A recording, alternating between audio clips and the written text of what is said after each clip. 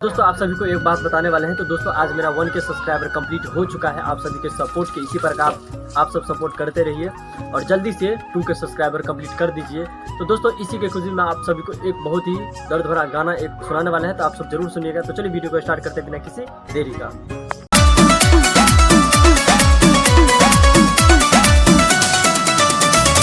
जाए हर जाई कलेलू सगाई, अरे जाए हर जाई कलेलू सगाई, लगले बारात तहरा दुआरा पयाई। पियावा के संग में अपना रहबू सुकून में, बेवफाई भरल बा तोरा खून में, गली सुन के चल जइबे जून में।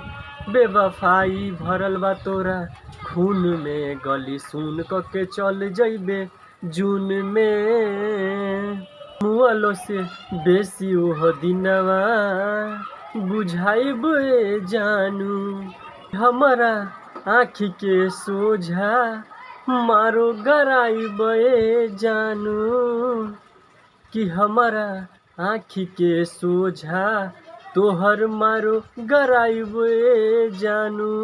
हाँ छोड़िए के चल जइबू तू पियावा के गाँव में, कि दागा 5 बुझत रहनी तोहरा स्वभाव में।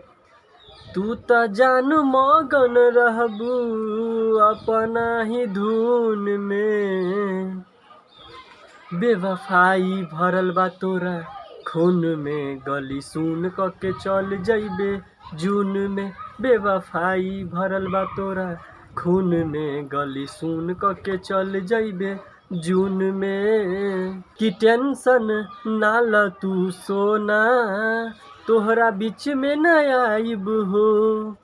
दुखवा होई त जानू तोहसे दूर चली जाइब हो, कि दुखवा होई त जानू तोहसे दूर चली जाइब हो।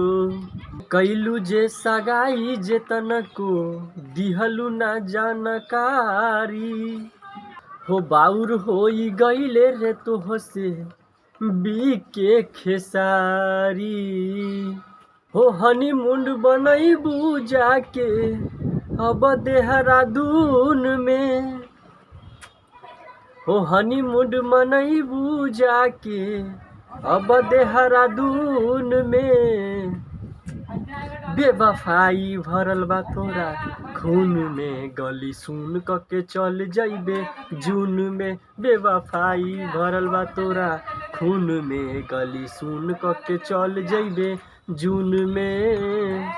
तो दोस्तों ये गाना आप सभी को कैसा लगा? आई होप अगर ये गाना आप सभी को अच्छा लगा हो तो वीडियो को लाइक करके चैनल को जरूर सब्सक्राइब कर दीजिएगा और इसी प्रकार सपोर्ट करते रहिए। और दोस्तों एक और बात बताने वाला है कि दोस्तों मेरा आज 1K सब्सक्राइबर कंप्लीट हो चुका है। तो इसी प्रकार आप सब सपोर्ट करते रहिए। तो फिर मिलते हैं नेक्स्ट ब्लॉग वीडियो में। आज के लिए इतना ही। जय हिंद।